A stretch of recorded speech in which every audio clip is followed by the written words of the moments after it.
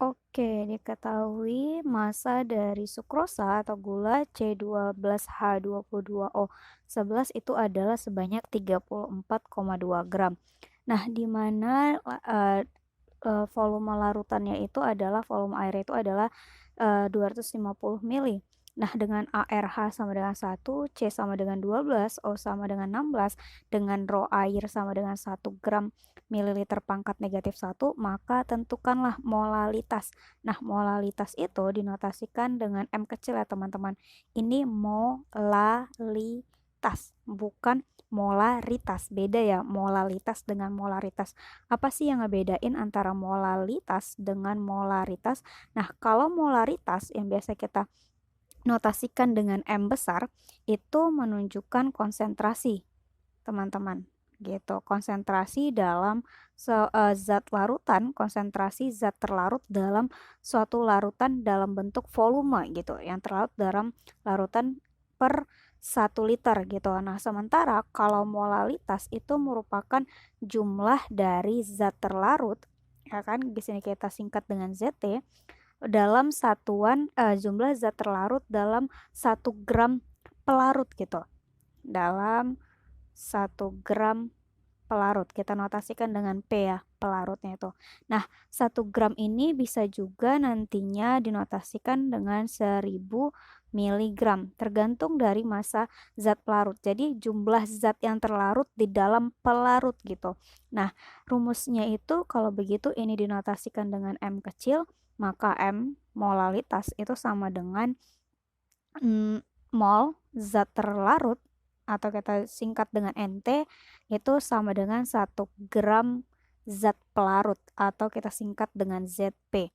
Nah, itu sama dengan kalau kita masing-masing rumusnya ini kita pecah, ya kan? Jadi mol itu kan rumusnya massa atau biasa kita tahunya itu adalah gram, massa dibagi dengan mR atau AR kalau dia unsur.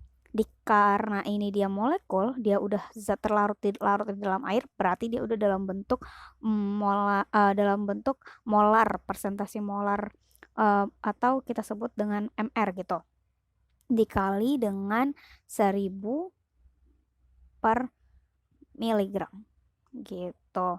Miligram ini punya siapa? Punya si zat pelarut gitu. Nah, jadi kalau begitu kita bisa langsung nih mengetahui untuk nentuin molalitas, maka kita harus tahu dulu massa dari zat pelarut udah ada, ya kan?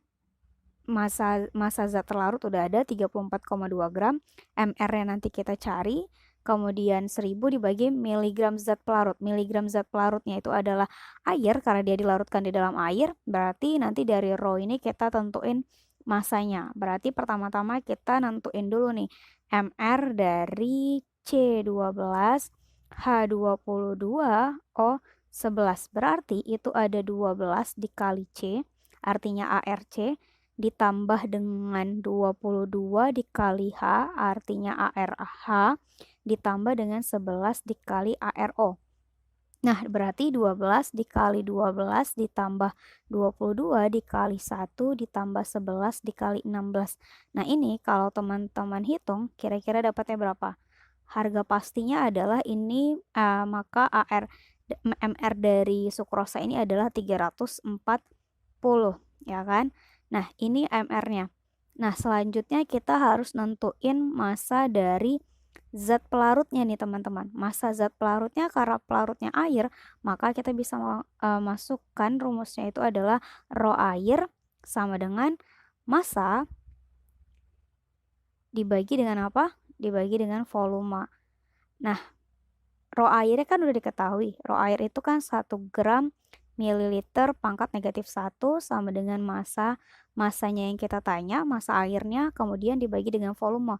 Volumenya itu volume larutan, yaitu 250 mililiter. Nah, maka massanya itu sama dengan berapa teman-teman? 1 dikali 250. Nah, satuan milinya ini habis karena ini kan pangkat negatif 1. Maka massanya itu adalah 250 gram. Jadi, kalau larutannya itu air, karena air itu punya massa jenisnya itu adalah 1, maka biasanya itu teman-teman bisa langsung samakan antara massa dengan massa airnya, tapi ini untuk kondisi air, bukan pelarut yang lain, gitu.